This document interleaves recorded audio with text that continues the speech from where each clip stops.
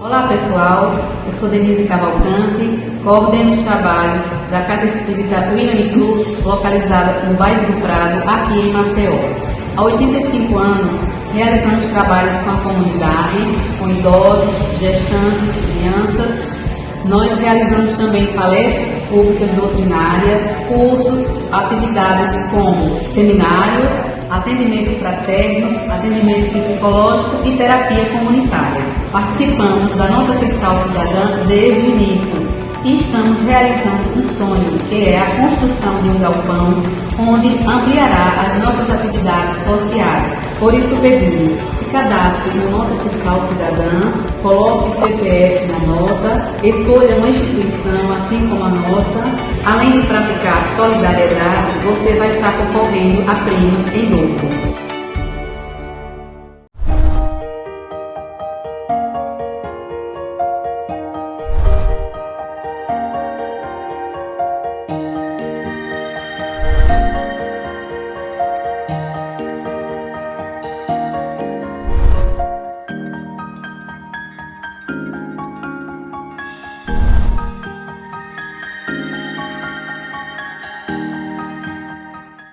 Bem-vindos a essa casa que acolhe sempre amorosamente.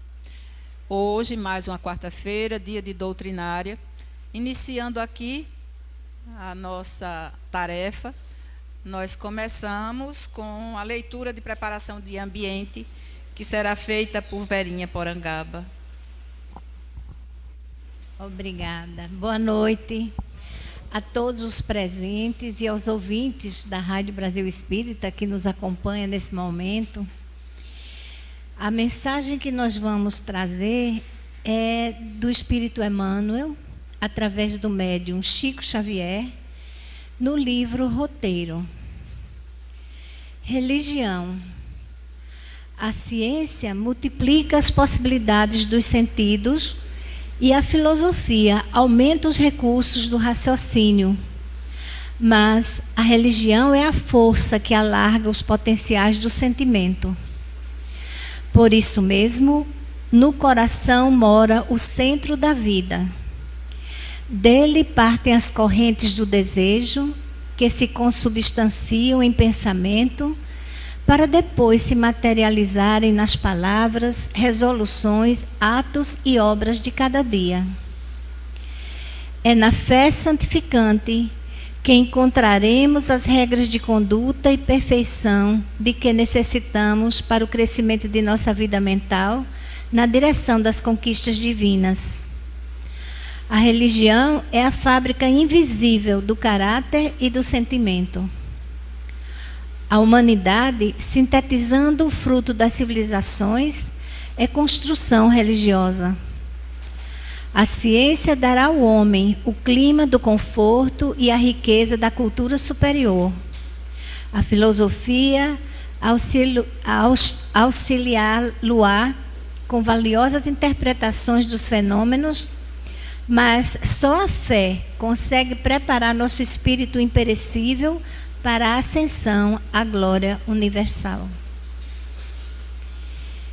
Então, aqui nessa mensagem, a gente observa o tripé que sustenta a nossa doutrina, que é a ciência, a filosofia e a religião. Só que Emmanuel destaca para nós a importância da religião nesse contexto, sem a qual nenhum progresso científico, nenhum pensamento filosófico moderno poderá garantir à humanidade a paz e o progresso espiritual do qual precisa. Então é importante que a gente possa levar essas mensagenzinhas, reler várias vezes, refletir e vivê-la no cotidiano. Valioso comentário. E agora nós vamos acompanhar a prece inicial com Mabel. Então, meus irmãos, nesse clima de paz, de serenidade, Vamos elevar o nosso pensamento até Deus, até o alto. Vamos agradecer a Deus, a vida, a família e todas as bênçãos que tem derramado sobre todos nós. Vamos agradecer a oportunidade de estarmos aqui para mais uma noite de aprendizado, Senhor. Te rogamos, ó Mestre, as tuas bênçãos para todos nós aqui presentes, encarnados e desencarnados, especialmente, Senhor, a nosso irmão Gerardo, que ele se sinta amparado, abençoado por Ti, Senhor, e que os ensinamentos que ele for falar na noite de hoje, que possamos colocar em prática no nosso dia a dia. Sabemos, Senhor, que o único caminho para chegar até vós é seguir o Evangelho. Nos fortalece a cada dia, Senhor, nessa caminhada. Que Maria Santíssima, nossa Mãe bondosa, cubra todos nós com o teu manto de misericórdia, especialmente a todos aqueles nossos irmãos em sofrimento. Que a tua paz, que o teu amor esteja presente em nossas vidas hoje e sempre. Que assim seja. Bom, o tema da palestra de hoje é a psicologia de Jesus, que será proferida pelo nosso irmão Gerardo Campana. Gerardo, boa sorte, que Jesus lhe abençoe.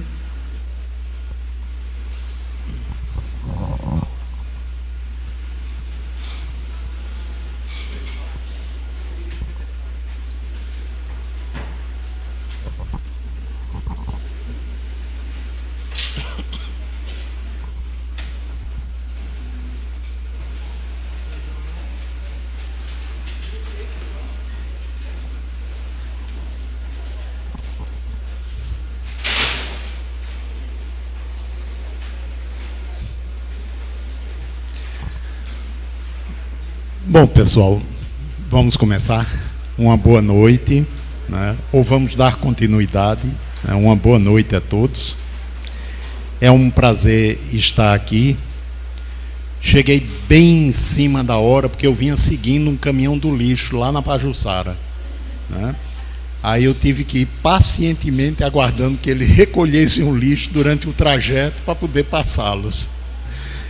Bom, esse tema é um tema que eu gosto muito e considero importante, né? Porque tudo aquilo que Jesus ensinou, falou, de um bom tempo para cá, vem se tornando, né, práticas importantes na saúde, né? Hoje tem estudos referentes ao perdão, estudos de natureza científica referentes ao perdão, à prática do bem, né, à solidariedade. Ou seja, aquilo que era de domínio da área religiosa, a ciência vem enfatizando como sendo importante para a saúde física e psíquica. O ano passado, em março, eu acho, nesse período agora, eu fui participar de um congresso promovido pela Universidade Federal de Juiz de Fora, pelo Núcleo de Estudo e Pesquisa em Espiritualidade da Universidade de Juiz de Fora. E o tema do congresso era Pesquisas em Espiritualidade e Saúde. E eu pude escutar pesquisadores do Brasil, dos Estados Unidos, do México e de alguns países da América do Sul, falando, levando as suas pesquisas, e em todas, né, o que eles encontraram foram evidências muito fortes que o cultivo da espiritualidade e da religiosidade de forma positiva é benéfico para a saúde. Teve um estudo muito amplo que vem sendo feito há quase 30 anos nos Estados Unidos, com 65 mil pessoas da área de saúde. Eles vêm acompanhando a cada 4 anos, eles entrevistam essas 65 mil pessoas espalhadas pelos Estados Unidos. E, óbvio que eu estou aqui resumindo demais, o que eles encontraram é que aqueles que cultivavam de forma positiva religiosidade e espiritualidade tinham muito menos episódios de adoecimento, menos suicídio, e melhor qualidade de morte. Melhor qualidade de morte do que naqueles que não cultivavam. Então, a gente entender de forma bem precisa aquilo que Jesus nos trouxe, não olhando apenas como a necessidade da gente se vincular a uma religião, para poder agradar a Deus e ganhar o céu, é fundamental. Porque é óbvio que ninguém precisa agradar a Deus. Imagina se Deus está interessado em que alguém, eu não o conheço pessoalmente, quero dizer, então eu não sei direito o que é que ele quer ou o que ele não quer, mas pelo menos a gente olhando a vida, a gente percebe que há um processo evolutivo e que esse processo evolutivo encaminha a gente para um aprendizado e uma tomada de consciência em relação a nós mesmos, nossa posição na vida, e o nosso destino. E conhecer os ensinos do Mestre de forma... ele aqui não está obedecendo, não. É muito importante. Então, o que é que Jesus veio fazer aqui? Na minha compreensão, é óbvio que eu vou falar muito dentro da minha compreensão e vou trazer de vez em quando alguma coisa do pensamento de Emmanuel e do livro dos Espíritos. Mas, a meu ver, Jesus veio para cá, primeiro, para mostrar a vida física como uma escola para o aperfeiçoamento. Tanto que ele foi muito claro: sede perfeitos, como perfeito é o vosso Pai. É óbvio que a gente não vai pretender se igualar a Deus, mas sede perfeitos, então o caminho é a perfeição.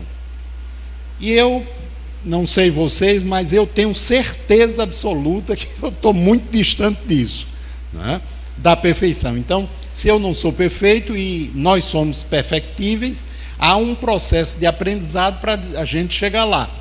E, portanto, ele ensinou uma metodologia de autoaprimoramento, que, se bem seguida, nos auxilia até onde nos for possível nesse processo da gente poder se melhorar. Ele veio também apresentar o Deus Pai de misericórdia, porque até então era o Deus guerreiro, Jeová, que à frente dos exércitos de Israel, dizimando os inimigos daquela nação. E aí Jesus não, ele falou a respeito do Deus Pai, o Deus amoroso, o Deus de justiça, mas um Deus amoroso, ainda antropomórfico, ou seja, muito à semelhança do homem, mas era o que provavelmente naquela época a gente tinha condição de aprender. Ele veio apresentar o outro como irmão,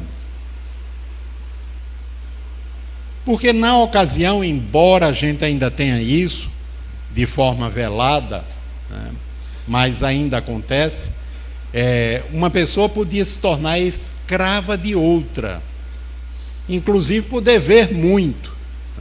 Hoje em dia, se a gente por dívida fosse se tornar escravo daquele a quem a gente deve, teria muito escravo por aí afora, De vez em quando a gente estaria entrando nessa. Mas na época era muito comum ter escravo, e ele não. Ele veio apresentar o outro como irmão.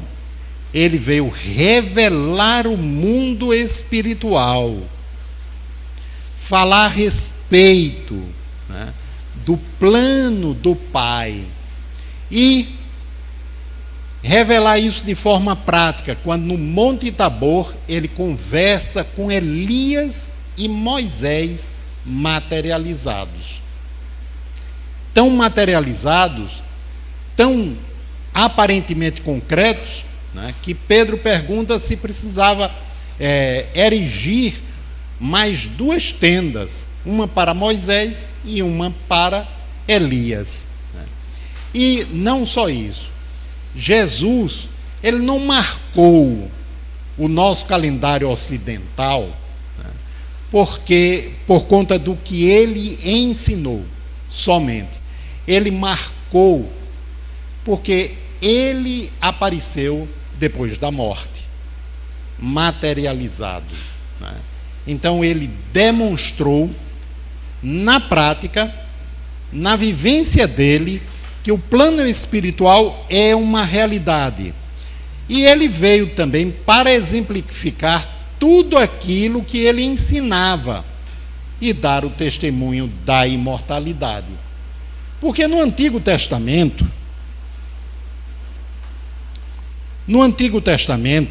a ênfase era na vida material.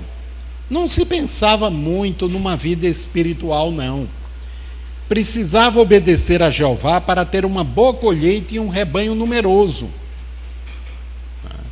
Então, se você obedecesse a Jeová, ele lhe favoreceria com uma boa colheita e um rebanho bem numeroso. Ou seja, você teria prosperidade. Então, no Antigo Testamento, fala a respeito da prosperidade se você confiasse e obedecesse a Jeová. A teologia da prosperidade, de uns 10 anos para cá, ela está voltando, né? Principalmente em companheiros nossos de outras denominações religiosas, que abordam muito esse tema, dizendo que se você for fiel a Deus, e Deus é representado pela igreja, você vai ter prosperidade, ou seja, seus negócios vão melhorar abundantemente. Então essa teologia, ela tem voltado. Então a ênfase era na vida espiritual. Jeová, ele era considerado pelos hebreus como Deus deles, né? O Deus dos hebreus. Tanto que ele ia à frente dos exércitos de Israel com o propósito de pôr por terra todos os seus inimigos, né? Então os outros povos tinham outros deuses. Os hebreus, Jeová. Era o Deus guerreiro. E a ênfase era na família e na tribo. Ainda não tinha o conceito da universalidade, né, de todos como irmãos, mas a família e a tribo era importante. E aí vem Jesus e fala completamente diferente disso. Vocês vejam ainda a diferença entre Jeová e o Deus Pai, ou seja, o Deus do Antigo Testamento e o Deus apresentado por Jesus. É importante frisar que o conceito a respeito de Deus, ele vem evoluindo na medida em que a gente evolui. Não é Deus que está evoluindo, é a nossa concepção a respeito de Deus. Então, no Antigo Testamento era o Deus bem material mesmo, né? O Deus vivo que ia à frente dos exércitos, um Deus guerreiro, um Deus rancoroso, um Deus que se vingava, e um Deus que se aborrecesse muito, mandava um raio e fulminava aquele que o estava aborrecendo. Tem umas 2 passagens no Antigo Testamento que falam sobre isso, né? E a desobediência a Jeová poderia desencadear a sua ira. A gente ainda tem muito isso, né? Não aborrecer a Deus, né? Não deixar Deus com raiva, né? Não pecar porque isso desagrada a Deus. Então essa visão amenizada ainda prossegue. Mas aí vem Jesus e ensinou sobre o Pai de justiça e bondade, o Deus sem preferências, o Deus sem nação, né? O Deus que é de todos, o Criador de todas as coisas, que é amor, paciência e bondade infinitas, justiça também, mas bondade infinita. Então mudou bastante, não mudou? Daquela concepção do Antigo Testamento. E essa mudança é muito importante porque a gente ainda está aprendendo ela. No livro dos Espíritos, Kardec pergunta aos Espíritos o que é Deus. Ele não perguntou quem é, ele perguntou o que é Deus. Os Espíritos responderam: a inteligência suprema, causa primária de todas as coisas. Quando a gente vai olhar os atributos de Deus, a gente percebe que são os atributos, melhores atributos humanos, elevados ao infinito. Por que é que a gente faz isso? Porque a gente usa como analogia nós mesmos, para pensar sobre Deus. Mas o que quer que seja Deus, a gente não tem a menor ideia. Então, ainda hoje, a nossa concepção a respeito de Deus é muito pequena. E é por conta disso, por exemplo, que uma parcela grande dos cientistas falavam e falam que Deus não existe, porque o Deus que é apresentado a eles é aquele Deus muito humano, que se aborrece e que, magicamente cria as coisas. E aí os cientistas vão estudando e eles veem que tem um processo naquilo dali, que é criação também. E talvez para eles não entendam que o que para a gente é 1 bilhão de anos, para Deus pode ser 1 segundo. Nada. Então aquilo que demorou tanto tempo para a gente, para Deus pode ter sido um estalar de dedos, né? Mas isso vem mudando gradativamente, porque já começa a se falar a respeito do designer inteligente, né? Abrindo campo para pensar que há uma inteligência por trás de toda a criação, né? Mas aí, continuando, Jesus trouxe os seus ensinos, que a gente ainda vai falar, mas a gente precisa saber que tem 2 dimensões do conhecimento. Vamos falar sobre 2, né? E está muito relacionado, uma das dimensões, a esse trecho aqui da fala de Jesus, que está em João, no capítulo 6, versículos 51 a 52. Eu sou o pão vivo que desci do céu. Quem comer deste pão viverá eternamente. E o pão que eu hei de dar é a minha carne para a salvação deste mundo. Se não comerdes a carne do Filho do Homem e não beberdes o seu sangue, não tereis a vida em vós mesmos. Em termos do conhecimento, a gente tem aquilo que se chama o conhecimento racional e o conhecimento visceral, ou intuitivo emocional. O conhecimento racional eu estudo e eu sei racionalmente que é daquele jeito, mas isso não significa que faz parte do meu ser. Está no conhecimento intelectual. Tanto que, por exemplo, Buda tem um texto pequeno que eu gosto muito. Ele diz o seguinte: não acrediteis nos sábios nem nos doutos. Não acrediteis nos doutores da lei. Não acrediteis nos gurus, nos livros sagrados. Não acrediteis no que vos dizem. Escutai, mas experimentai. Se a vossa experiência, o vosso sentimento mostrar que aquilo é coerente e correto, assimilai e deixai que faça parte da vossa intimidade. Ou seja, é o conhecimento visceral. O que é o conhecimento visceral? Eu sei que o melhor é desse jeito, fazer o bem é bom, mas será que a bondade já brotou de dentro de mim? E aí vem Emmanuel e ele diz o seguinte: se queres que a bondade te seja inata um dia, praticai-a, exercitai-a todo dia. Ele está dizendo, treine a bondade. Porque a bondade é treinável, o amor é treinável, a perseverança é treinável, a benevolência, a generosidade, todos esses atributos são qualidades treináveis. Se eu não treino, eu não tenho. E tenho. Porque está lá dentro, faz parte de mim, faz parte da minha essência divina. Mas eu preciso treinar, viver as experiências, para que, pela experiência, eu me decida naquilo que eu desejo fazer desabrochar. E aí, pela repetição, eu termino tocando o campo interior, onde aquilo já existe, aquele atributo já existe. E aí o que vem de fora, pela experiência, pelo exercício, pela prática, toca no que já está de dentro. E aí vem de dentro.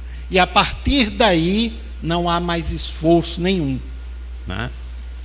É como, por exemplo, você treinar musculação. Desculpem a comparação, mas me parece muito. Com treinar musculação.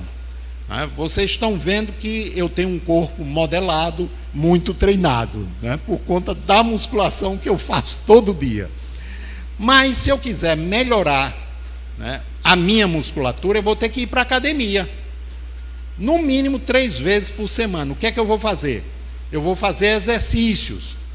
Eu vou, através dos exercícios e do peso, exigir da minha musculatura, da fibra muscular. Ela sendo exigida, ela reclama, dói, né? E eu não preciso nem devo exagerar, mas ela dói um pouco. Eu vou insistindo, ela vai hipertrofiando. E aí ela fica bem tonificada, a musculatura aumenta e o corpo vai ficando mais modelado, né? Aquilo foi acrescentado, não é a mesma fibra. O potencial já existia. Você exigiu mais, ela respondeu. Assim é em termos das qualidades. E é o que a vida faz com a gente no cotidiano, ou seja, a vida oferece experiências para que a gente perceba como é que a gente funcione. E percebendo, a gente escolha o que convém e o que não convém. E treine aquilo que a gente percebe que é o melhor e que vai fazer com que a gente se aprimore enquanto ser humano. Então isso tem a ver com conhecimento visceral. Eu sou o pão vivo que desci do céu. Quem comer deste pão viverá eternamente. E o pão que eu hei de dar é a minha carne para a salvação deste mundo. Jesus está falando a respeito dos ensinos dele, daquilo que ele trouxe. Se eu absorver aquilo e praticar, terminará por fazer parte dos meus tecidos espirituais. E eu terei vida abundante, vida espiritual, porque eu estarei modificando a minha estrutura evolutiva para melhor. Agora, se eu não pratico, eu apenas digo o que acredito e gostaria que Deus me desse a paz, me desse a paciência, eu não saio do campo, porque obviamente Ele não vai me dar o que Ele já me deu, o que já está dentro de mim, né? Eu costumo dizer, e eu acho que eu já disse aqui de outras vezes, que é até muito arriscado a gente pedir certas coisas a Deus. Deus, dá-me paciência. Aí a vida parece que piora. Vem um monte de problema, né? Porque Deus compreende que para que eu tenha paciência eu tenho que treinar. Eu só posso treinar na dificuldade, porque sem dificuldade como é que eu vou treinar paciência? Sem um parente difícil, desde que não seja a gente mesmo um parente difícil para o outro, né? Como é que eu posso treinar sem um colega de trabalho, né, que me aborrece? Como é que eu posso treinar paciência, perseverança, calma, confiança, sem dificuldades? Não tem como. Como é que eu vou treinar a fibra muscular se eu não exigir dela? Então a vida exige da gente, né? Se a gente conseguir perceber que isso faz parte de um treinamento, a gente vai agradecer a Deus. E aí eu lembro de uma oração que diz assim: Senhor, eu não vos peço, né, tranquilidade, eu não vos peço dias serenos, mas eu peço que me dê tudo aquilo que eu necessito para que eu treine a paciência, a tranquilidade e a serenidade. Envia problemas para que eu possa resolvê-los. Dá-me desafios para que eu me aprimore em cada dia. Quando eu li isso a primeira vez, eu disse, esse cara que fez isso estava maluco, né? Porque não é possível. Ele está pedindo tudo o contrário daquilo que a gente pede. Eu pensando, só com o tempo é que eu vim compreender que ele estava se colocando na posição do aprendiz. E o aprendiz, ele deseja, como o nome diz, aprender. E ele sabe que para aprender, a vida está estruturada a lhe oferecer o que for necessário. E aí ele agradece a Deus. Então, quando a gente se alimenta, que a gente está mastigando o alimento, ele não faz parte do corpo da gente. A gente o mastiga, deglute, mastiga para diminuí-lo em pedaços muito pequenos, se possível até liquefazê-lo, para ingeri-lo, engoli-lo, e lá no estômago ele ser mais processado ainda, ser mais degradado em partículas menores, para no estômago e no intestino ele ser absorvido, as substâncias serem absorvidas. E aí vão ser aproveitadas pelo organismo na composição das células, das substâncias que fazem parte do nosso corpo. Então, aquele alimento que veio de fora, aí passa a fazer parte do nosso organismo, das nossas células. Assim é com o conhecimento, né? A gente precisa torná-lo um conhecimento visceral. E a gente só consegue fazer isso através da experimentação, da vivência. E aí tem as metodologias que podem nos ajudar. O grande problema, antes de entrar aí, é que a cultura da gente não contempla autoconhecimento. Não contempla. Eu sou capaz de apostar, porque isso aconteceu comigo, que os pais de vocês não treinaram vocês em relação a pensamento, imaginação, sentimento e emoção. E esses são os pilares da vida, né? O restante vem como consequência e realimenta isso.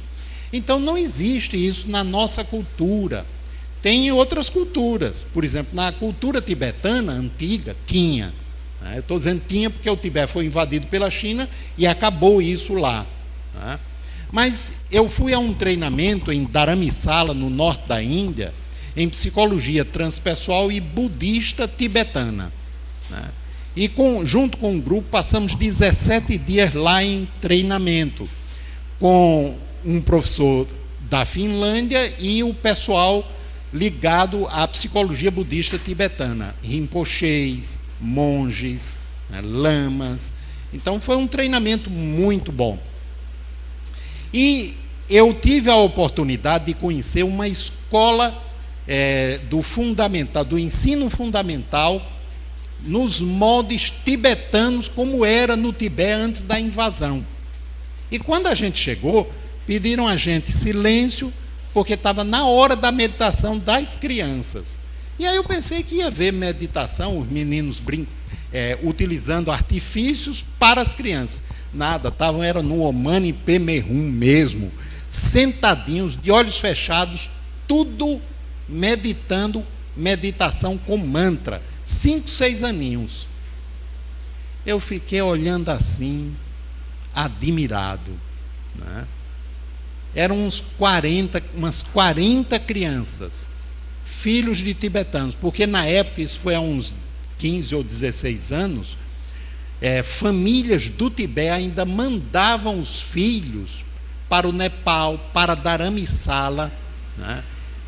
Contrabandeavam pela fronteira para que eles fossem criados na cultura tradicional tibetana. Ou seja, renunciavam aos filhos para que eles fossem criados não dentro da cultura chinesa, mas na cultura tibetana original. E aí na verdade era um orfanato, tinha quase 200 crianças lá, todas com pais vivos, no Tibete.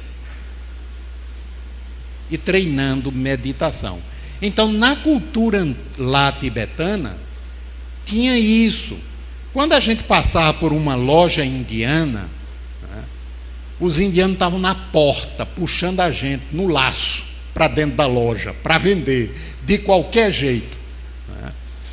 Quando a gente entrava numa loja tibetana, estava lá o vendedor, no fundo da loja, recitando o mantra. Bem ao contrário de tudo que a gente aprende aqui de vendas. Ele estava lá, deixava que a gente escolhesse, aí a gente ia lá negociar. Pedia um desconto, não tinha desconto nenhum, porque o preço era justo. Enquanto que nos negócios indianos, a gente podia oferecer metade do que eles estavam pedindo, que ainda estavam ganhando. Não é?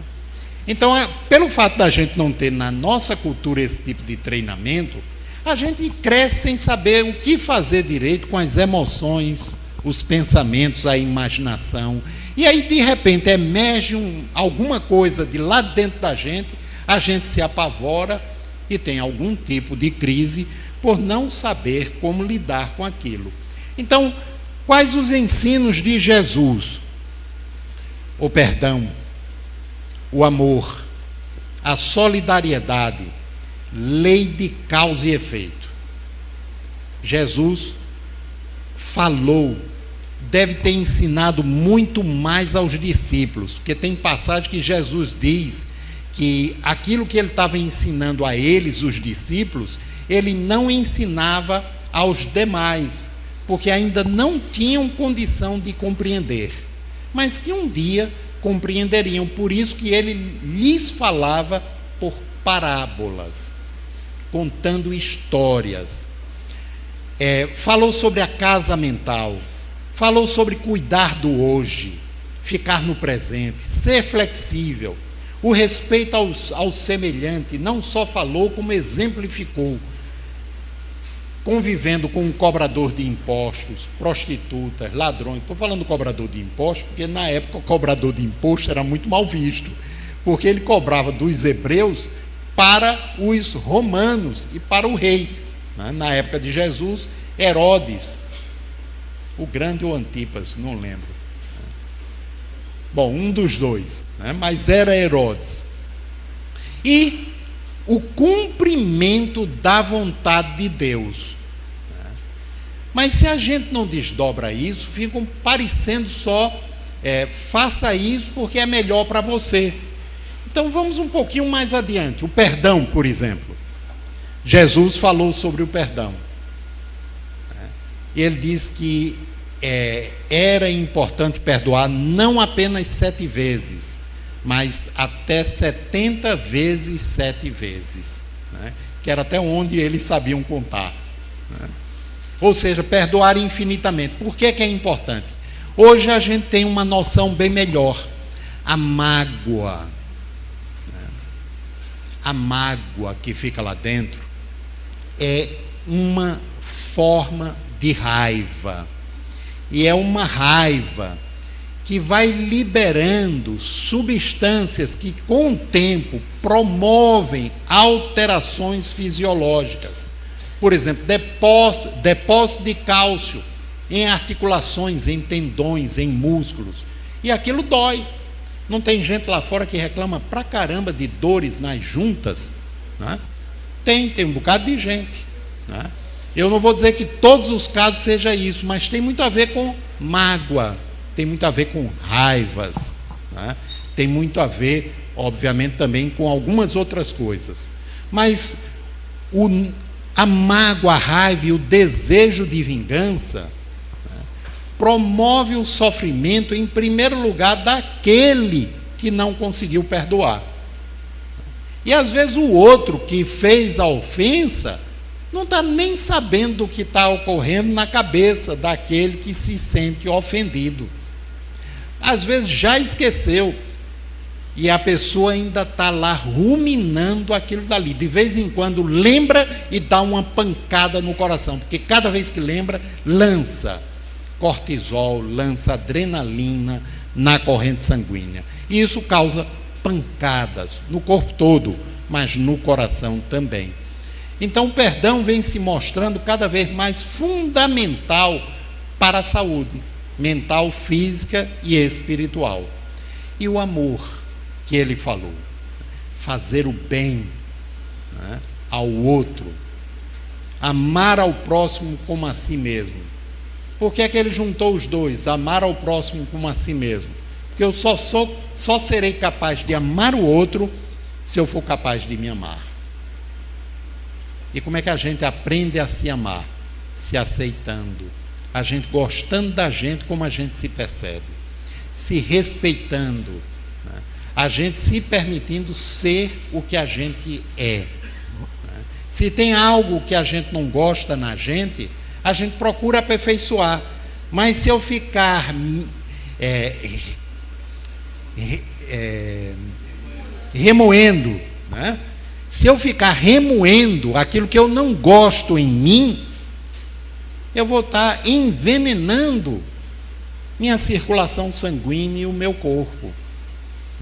Então, o que é aprender a gostar de si? É o acolher aquela parte de mim que eu não gosto. E aí eu preciso perceber e saber que aquilo que eu não gosto em mim é só uma parte, mas não a totalidade do meu ser.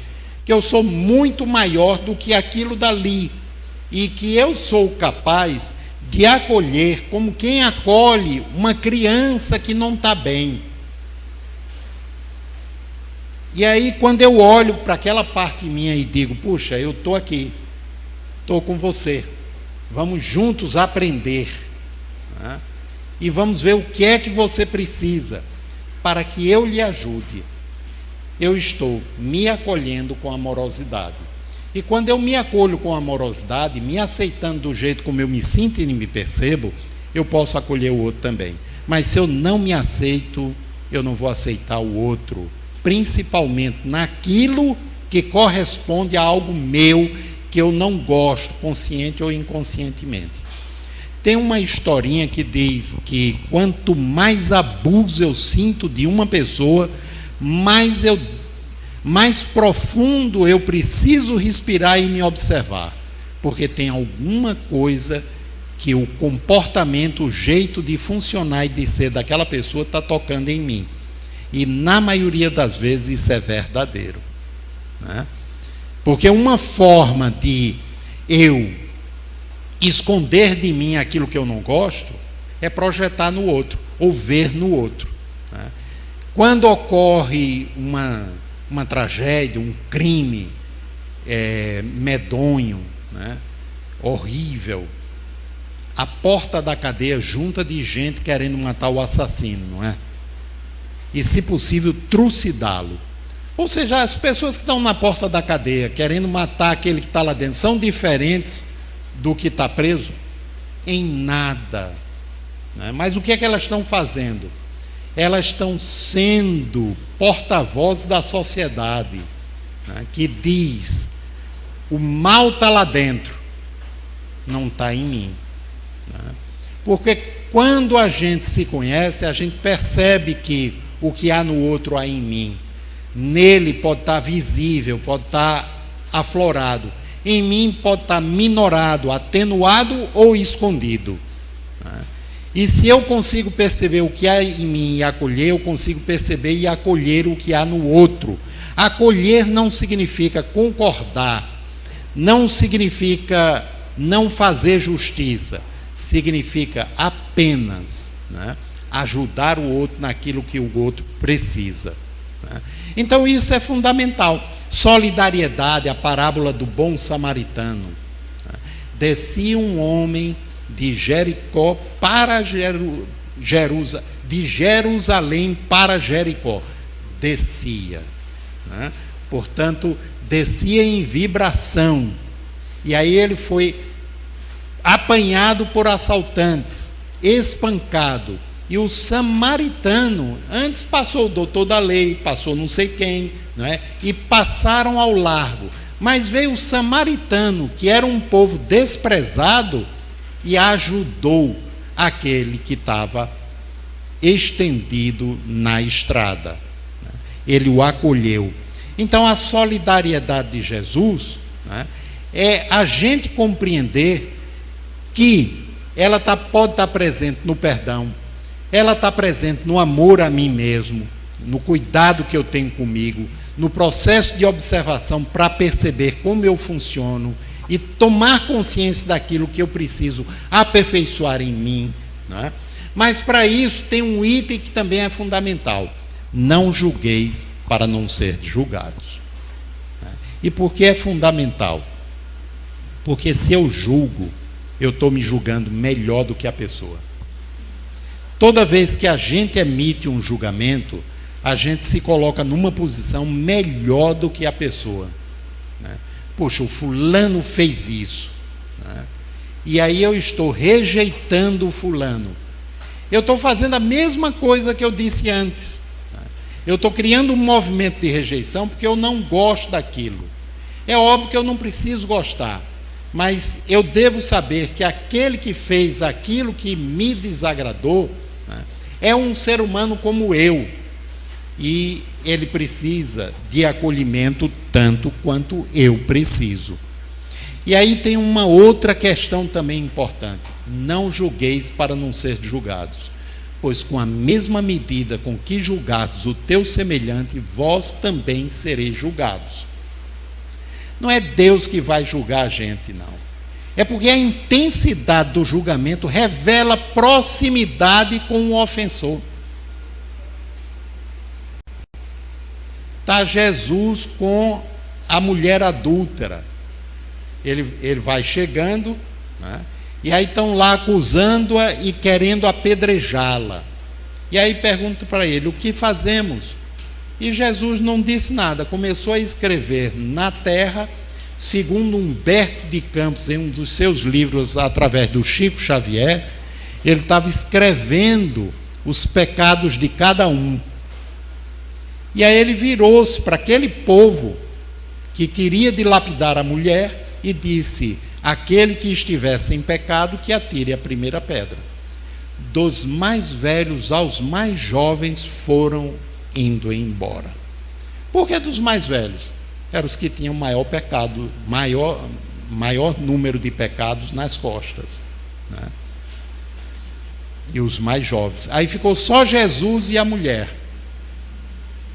Aí, cadê os teus acusadores, mulher? Foram embora. Então vá também, né? E não volte a pecar. Ou seja, melhore-se, mude para melhor. Era sempre esse o ensinamento de Jesus. Porque o objetivo dele não era nem criticar, nem julgar, nem condenar, mas mostrar um caminho.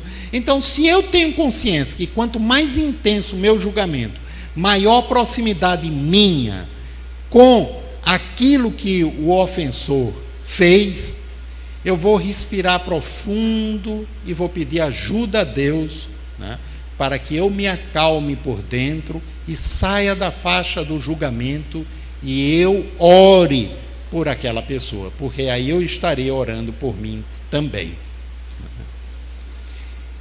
Em relação à lei de causa e efeito, nós temos essas frases do Cristo: quem com ferro fere, com ferro será ferido. Óbvio que a gente sabe que não é tão simétrico, né? Não é simétrico. Mas o que ele está querendo dizer é que, de acordo com as suas obras, serão as suas colheitas. A cada um segundo suas obras. Ele está chamando a gente para a responsabilidade. Seja responsável por suas escolhas. Era o que ele estava dizendo. Daí não saireis até pagares o último ceitil. É a mesma coisa da roda das reencarnações do budismo, né? Ou seja, a gente não sai da reencarnação aqui neste plano enquanto a gente não progredir o que este plano comporta, né? Mas ele disse de acordo com a linguagem daquele pessoal. E lá no Evangelho a gente encontra muito também essa linguagem: pagar, punição, porque é a linguagem que ainda, e até hoje, a gente, uma maioria de nós, pode compreender. Enquanto não mudamos interiormente, não cessa o sofrimento. Grandes mestres ensinam, vocês são os artífices do seu futuro. Somos os criadores do nosso destino. Uma amiga minha um dia desse estava dizendo, mas que eu não sei onde eu estava com o juízo. Se eu pedir isso antes de reencarnar, eu devia estar fora de mim. Aí eu olhei para ela bem sério e disse, eu ainda me lembro. Aí você lembra do quê? Eu disse, você de joelhos, pedindo muito mais do que isso. Óbvio que eu estava brincando, né? Que eu não lembrava de nada, né? Mas as coisas que a gente passa aqui, por exemplo, em termos de problemas de sofrimento, não tem a ver só com vida passada, não. Muito tem a ver ainda com a forma como a gente funciona, né?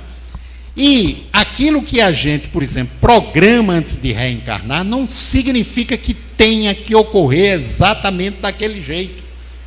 Porque se a gente aprende e modifica, a gente já diminui a carga. Onde é que está inscrito o programa, por exemplo, da nossa vida física, saúde? No DNA. Está lá inscrita a programação. Os genes estão lá, desativados, para quando chegar no momento certo, se for o caso, serem ativados. A genética aí comprovando que os genes são moldáveis. Eles podem ser ativados ou desativados por alimento, por pensamento, por conduta repetitiva, né? Então, se a gente pode ativar ou pode desativar, nós somos responsáveis por aquilo que a gente ativa ou desativa. E aí eu vou reclamar, e aí vem outra compreensão também muito importante. Quanto mais eu reclamo, mais eu reforço aquilo que eu não quero. Por quê? Inconsciente não conhece o não. Inconsciente não conhece o não. Se eu digo não quero isso, é como se eu estivesse dizendo eu quero ao quadrado para o inconsciente. Eu não quero pensar e o inconsciente reforça. Se eu quiser mudar, tem que ser com amorosidade. Se eu quiser sair daquilo, eu tenho que acolher, eu tenho que aceitar. E aí a gente está treinando um dos princípios, um dos ensinos de Jesus: obediência a Deus, aceitar a realidade como ela é naquele momento. E aí eu acalmo a guerra interior. Acalmando a guerra interior, sobra a energia psíquica positiva que o organismo pode utilizar para melhorar o sistema imunológico, né? Para sair daquele funcionamento desequilibrado. Mas se eu fico reclamando, eu reforço aquilo que eu não desejo, né? E eu pioro a minha situação. E muitas vezes o sofrimento maior nem é pelo que eu estou vivendo, é pela não aceitação do que eu estou vivendo. Mas Jesus ensinou outras coisas, a casa mental. Bem-aventurados os servos a quem o Senhor achar vigilante quando vier, né? O vigilante aí é atento, é se percebendo, porque a seara, o trigal, a parreira, né, o terreno a ser trabalhado é o nosso mundo interior. E o servo vigilante é aquele que tem consciência do seu dever, da tarefa que ele assumiu. Ficar no presente, ou seja, estar centrado. Não vos inquieteis com o que haveis de comer ou beber, e não andeis com vãs preocupações. Buscai em primeiro lugar o reino de Deus e a sua justiça, e todas essas coisas vos serão dadas por acréscimos. Vocês não, que vocês já fazem isso com tranquilidade, mas eu e a humanidade lá fora, a gente vive agoniado se amanhã a gente vai ter ou não, se vai poder alimentar a família ou não, se vai manter o padrão ou não, se vai manter o emprego ou não, né? Vocês nem conhecem direito o que é isso, mas eu e a humanidade lá fora é um aperreio com isso, né? Quando a gente está aperreado com isso, a gente está confiando em Deus? De jeito nenhum. Mas confiar em Deus, gente, não é ter certeza que o emprego não vai faltar, o dinheiro não vai faltar, o pão não vai faltar, que a saúde não vai cessar. Confiar em Deus é ter a certeza que qualquer que seja a circunstância, estamos com Ele. E Ele está com a gente. E que a gente pode aprender através da situação.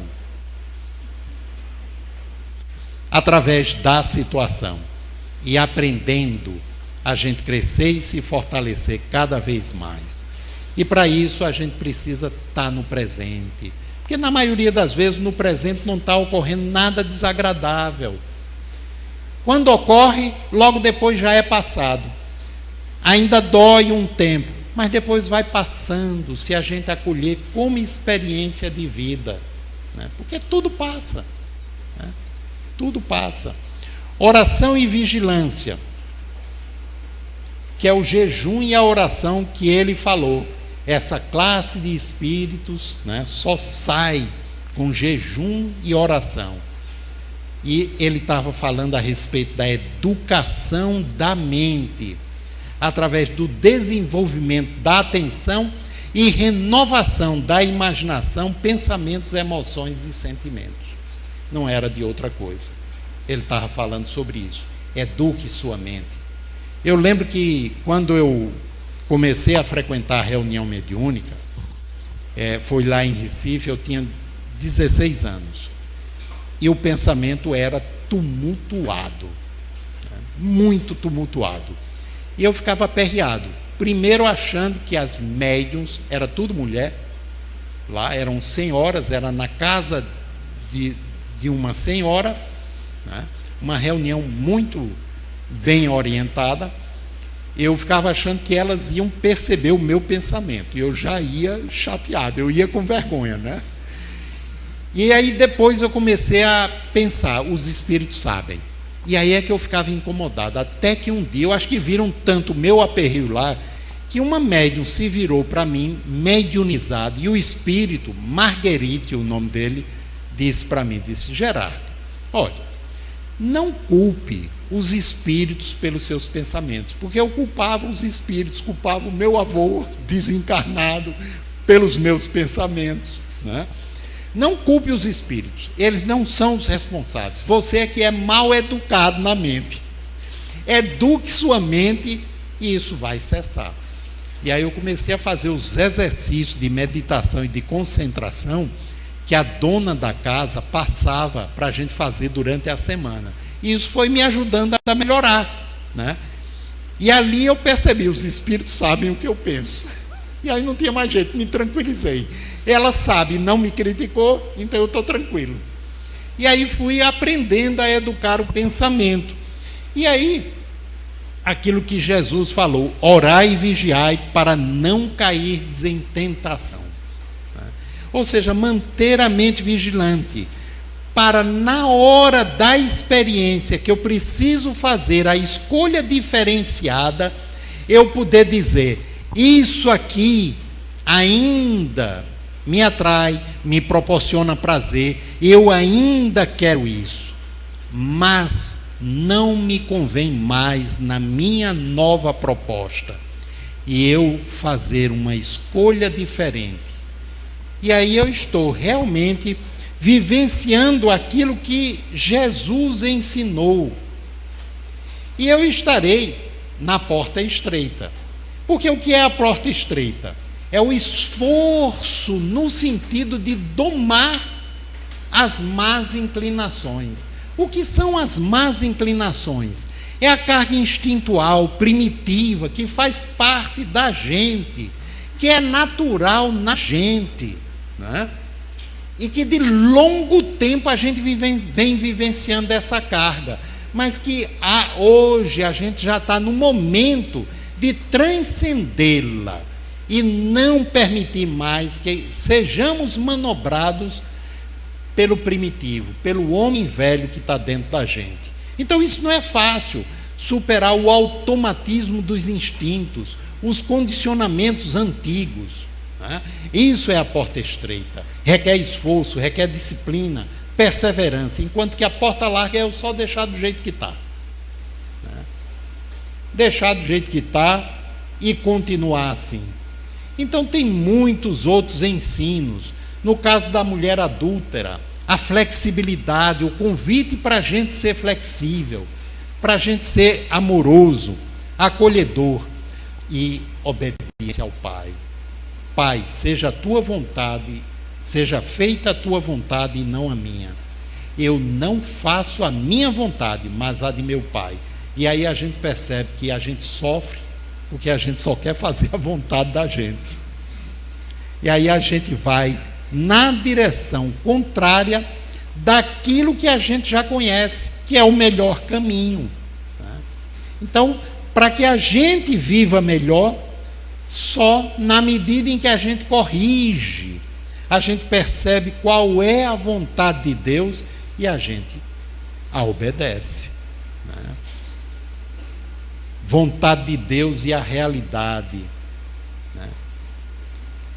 Dentro do obedecer à vontade de Deus, é eu aceitar a realidade como ela é, me aceitar do jeito como eu me percebo. Se eu me considero troncho ainda, desajustado, eu me aceitar como troncho e desajustado.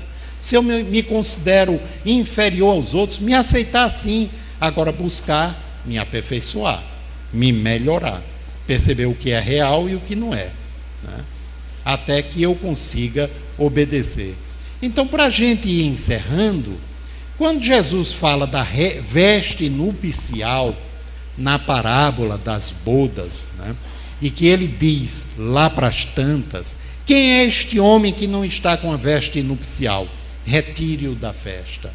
A veste nupcial é a mente reeducada, a conexão com Deus interior, é obedecer à vontade do Pai, é a sintonia com as esferas de luz. Mas como é que eu posso fazer isso? Conquistar a veste nupcial.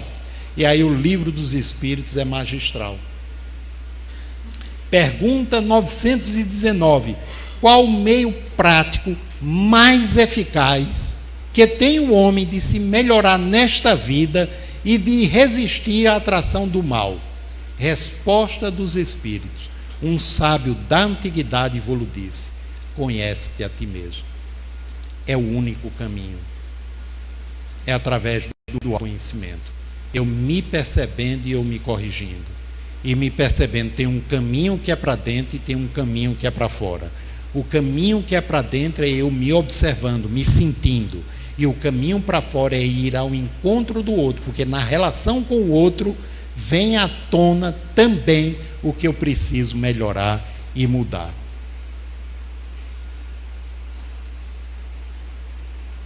E aí o verdadeiro eu, que é aquilo que a gente precisa descobrir.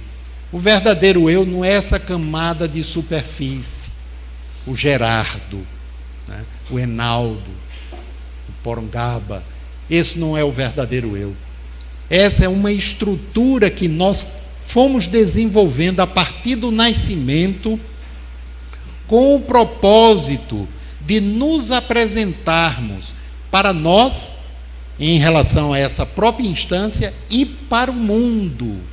É o eu de apresentação, através do qual e com o qual eu me relaciono comigo e com o outro. Mas o meu universo psíquico é imensamente maior do que isso. A totalidade do meu ser é imensamente maior do que isso. E a gente não conhece. Vocês talvez conheçam, mas eu ainda estou penando para conhecer essas estruturas que fazem parte de mim. E a essência disso é aquilo que Jesus falou, o reino de Deus. Quando perguntaram para ele, onde está o reino de Deus? Ele não apontou lá para cima. Ele disse, dentro de vocês. O reino de Deus está dentro da gente. Então a gente pode estar em paz e bem em qualquer lugar, desde que a gente esteja conectado com a essência, com o reino de Deus. Então, qual é a tarefa do eu de superfície? Ir em direção ao reino de Deus.